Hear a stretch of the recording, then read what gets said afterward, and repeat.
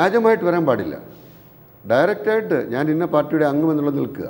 അല്ല, സ്വതന്ത്രനാണെങ്കിൽ ഈ പാർട്ടിയിലുമില്ല ആ പാർട്ടിയിലുമില്ല, ഞാൻ ജനങ്ങളുടെ മുന്നേറ്റത്തിന് വേണ്ടി നിൽക്കുന്നു എന്ന് അഭിമാനത്തോടെ പറയാൻ കഴിയുന്ന പൗരന്മാരിവിടെ ഉണ്ടാകണം. അതാ സ്വതന്ത്രൻ എന്ന് പറയുന്നത്. സ്വതന്ത്രൻ്റെ പേര് പറഞ്ഞിട്ട് അവരെ ദുരുപയോഗിച്ചുകൊണ്ട് വേറെ താല്പര്യത്തിന് വേണ്ടി ഉപയോഗിക്കാൻ പാടില്ല. അത് അപകടമാണെന്നാണ് സൂചിപ്പിച്ചത്. പ്രഖ്യാപിതമായൊരു എതിർപ്പ് സഭയ്ക്ക് കമ്മ്യൂണിസ്റ്റ് പാർട്ടിയോടുണ്ടോ, CPM നോടുണ്ടോ? ഈശ്വര വിശ്വാസത്തിൻ്റെ അടിസ്ഥാനത്തിൽ നിരീശ്വര പ്രസ്ഥാനവും ഈശ്വര വിശ്വാസവും തമ്മിൽ ഒന്നിച്ചു പോകുന്നതല്ല എന്നുള്ളത് ക്ലിയറാണല്ലോ. CPM അവരുടെ കേരളത്തിൽ ഭരിക്കുന്ന ഒരു മുന്നണിയിലെ ഏറ്റവും പ്രധാനപ്പെട്ട കക്ഷി, കേരളത്തിൻ്റെ നവോത്ഥാന മുന്നേറ്റങ്ങൾക്ക് ചുക്കാൻ പിടിച്ച് കേരളത്തിലെ ഏറ്റവും സജീവമായി കേഡർ സംവിധാനങ്ങളോടെ ഏറ്റവും താഴെത്തട്ടിൽ വേരുകൾ ആഴ്ത്തി നിൽക്കുന്ന ഒരു പാർട്ടിയാണ് CPM. ആ CPMൻ്റെ ഘടനയ്ക്കെതിരെ വിശ്വാസ സമൂഹത്തിന് എതിരിട്ട് നിൽക്കാൻ സാധിക്കുമോ? അത് കേരളത്തിന് എന്തുമാത്രം ഗുണകരമാണ്? ഒരു സമവായത്തിൻ്റെ പാത. അതേപോലെ തന്നെ കമ്മ്യൂണിസ്റ്റ് പ്രസ്ഥാനം ഉണ്ടാകുന്നതിന് എത്രയോ വർഷങ്ങൾക്ക് മുമ്പ് ആരംഭിച്ച ആദ്യത്തെ ക്രൈസ്തവ സമൂഹത്തെക്കുറിച്ച് ഒന്ന് പഠിക്കുന്നത് നല്ലതാണ്. ബൈബിളിലെ അപ്പോസ്തല പ്രവർത്തികൾ 2-ാം അധ്യായത്തിൽ ആദ്യത്തെ ക്രൈസ്തവ സമൂഹത്തെക്കുറിച്ച് പറയുന്നുണ്ട്. അത് പ്രാർത്ഥനയിൽ അധിഷ്ഠിതമായ, പങ്കുവയ്ക്കൽ അധിഷ്ഠിതമായ, സാമൂഹ്യ പ്രതിബദ്ധതയുള്ള ഒരു സമൂഹമായി വളർന്നു വന്നു എന്നാണ് പറയുന്നത്. അപ്പോൾ ജനങ്ങളുടെ കാര്യത്തിൽ ഏറ്റവും കൂടുതൽ താല്പര്യമെടുത്തിട്ടുള്ള ഒരു സമൂഹം എന്നുള്ള നിലയിൽ ഗ്രാസ് റൂട്ട് ലെവലിൽ പ്രവർത്തിക്കുന്ന ഇടവക സമൂഹങ്ങളെന്നൊക്കെ പറയുന്നത് സഭയുടെ ഗ്രാസ് റൂട്ട് ലെവലിലുള്ള പ്രവർത്തനങ്ങളാണ്. ആ ഒരു അടിസ്ഥാനമുള്ള ഒരു സഭാ സമൂഹത്തെ, വിശ്വാസത്തിൻ്റെ പേരിൽ വളർന്നു വരുന്ന ഒരു സമൂഹത്തെ ഞങ്ങൾക്ക് മറ്റാർക്കും ഭയപ്പെടേണ്ട ആവശ്യമില്ല. ഞങ്ങൾ ഭയപ്പെടത്തില്ല.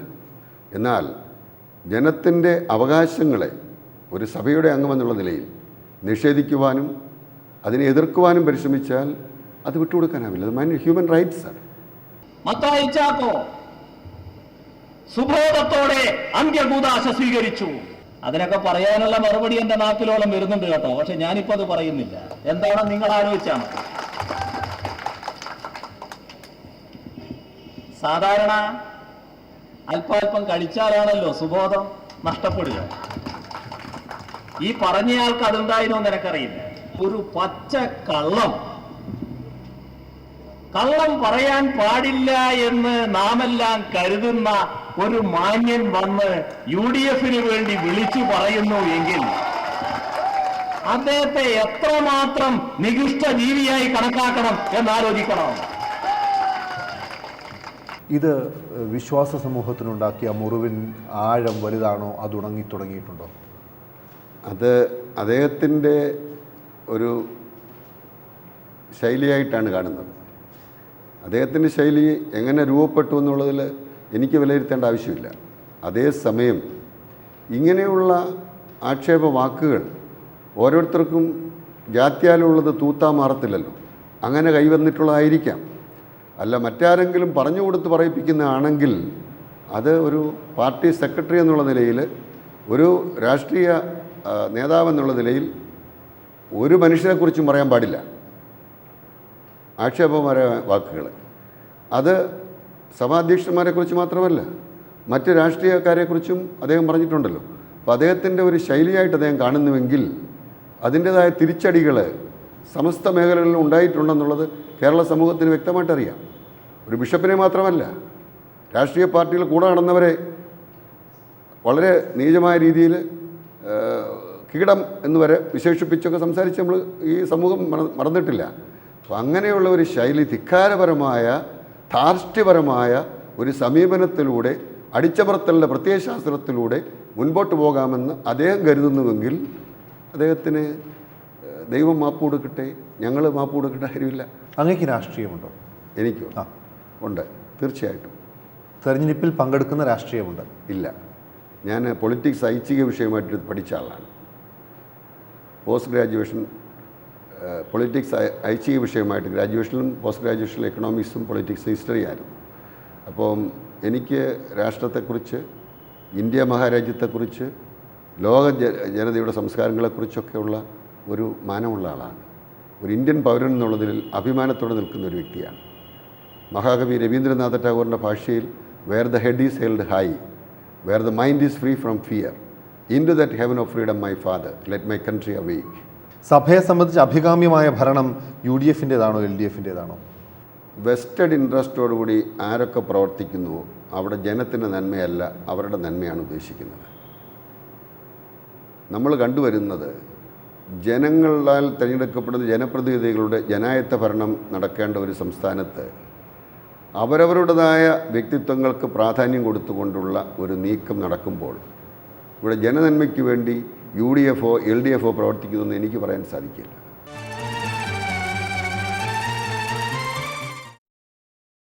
സമ്പത്തുള്ള ഒരു സഭ കൂടിയാണ് മലങ്കര സഭ അല്ലേ? എന്താണ് ഇതിൻ്റെ ഒരു സോഴ്സ്? പാടൻ എന്താണ് അതിൻ്റെ ഒരു സോഴ്സ്? എന്താണ് വലിയൊരു കേരളത്തിലെ സമ്പന്നമായ സഭകളിലൊന്നാണ് മലങ്കര സഭ എന്ന് പറയാനൊക്കില്ല. ഞാൻ പറയാം, മാവേലിക്കര ഭദ്രാസനം, ഇതിപ്പോൾ ഈ ഭദ്രാസനമുള്ള എനിക്കുള്ളത്. എൻ്റെ സമ്പത്ത് എന്ന് പറയുന്നത് ഇവിടുത്തെ എൻ്റെ ജനമാണ്. എനിക്കിവിടെ എസ്റ്റേറ്റുകളോ കോളേജുകളോ ഒന്നുമില്ല. എൻ്റെ സമ്പത്ത് എന്ന് പറയുന്നത് ജനമാണ്. എനിക്ക് 95 പള്ളികളാണുള്ളത്. ഞാൻ സമ്പത്തായിട്ട് കാണുന്ന എൻ്റെ ജനത്തെയാണ്. അവരാണ് എൻ്റെ കാര്യങ്ങൾ നടത്തിത്തരുന്നത്. ആ ഒരു തുറവി ഇപ്പം ഞങ്ങൾക്ക് കാത്തലിക്കേറ്റ് സെൻറ്റർ പണിയുന്നിപ്പം. അതിൻ്റെ സഹായം മലങ്കരയിലെ എല്ലാ ഭാഗത്തുമുള്ള സർവ്വജനങ്ങളും അതിന് കോൺട്രിബ്യൂട്ട് ചെയ്യുന്നു. തിരുവനന്തപുരം മാറി വാനീസ് കോളേജ്, മാറി വാനീസ് തിരുമേനി സ്ഥാപിച്ച ഒരു സ്ഥാപനമാണ്. അദ്ദേഹം ആ സ്ഥാപനം സ്ഥാപിച്ച് അതിൻ്റെ ഫലം ഇന്ന് ലോകത്തിന് എന്തുമാത്രം ആളുകൾ അതിൽ നിന്ന്. ഇന്ന് ആ ഏരിയയിലേക്ക് പോയാൽ സർവോദയ വിദ്യാലയ, ഒരു മേജർ സെമിനറി, അതുപോലെ എഞ്ചിനീയറിംഗ് കോളേജ്, ഇതെല്ലാം സമൂഹത്തിന് വേണ്ടി സഭ നടത്തുന്ന ശുശ്രൂഷയാണ്. ഇതാണ് സമ്പത്തായി, ഇതാണ് സമ്പത്ത്.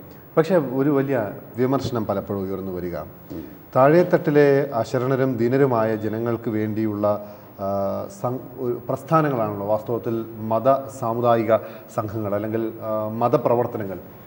ഇത് ഏത് സമുദായത്തിലാണെങ്കിലും ഏത് മതത്തിലാണെങ്കിലും നേതൃത്വം പലപ്പോഴും സുഖലോലുപതയിലോ പണാധിപത്യത്തിനോ കീഴ്പ്പെട്ടു പോകുന്നു എന്നൊരു ആക്ഷേപമുണ്ട്.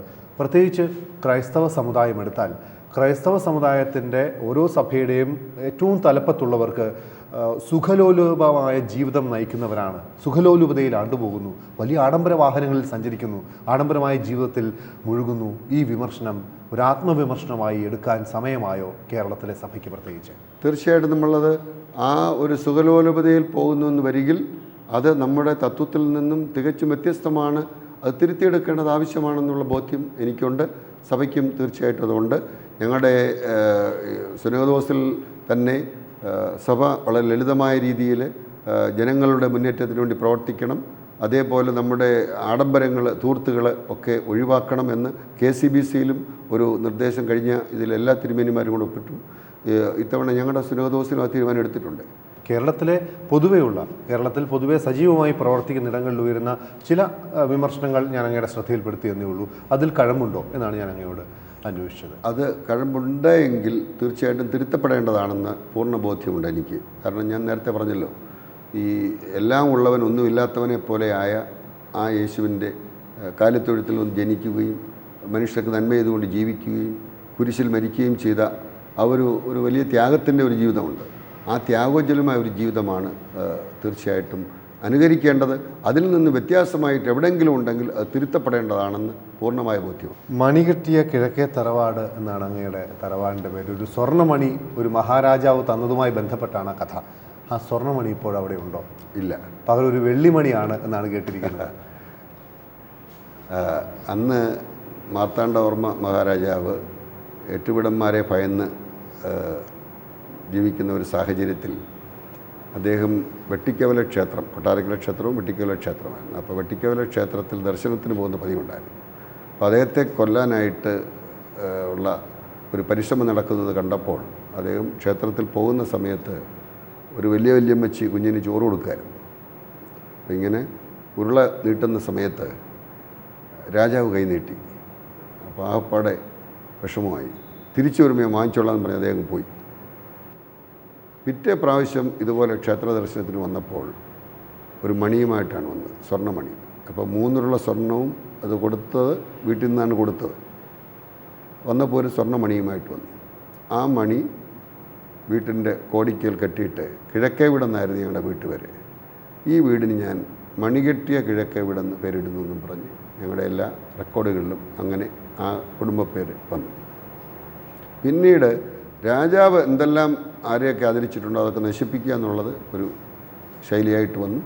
ആ അവസരത്തിലാണ് ആ മണി അഴിച്ചു മാറ്റിയിട്ട് പകരം ഈ പറയുന്ന വെള്ളിമണി മണി അവിടെ കെട്ടിയിരിക്കുന്നത്.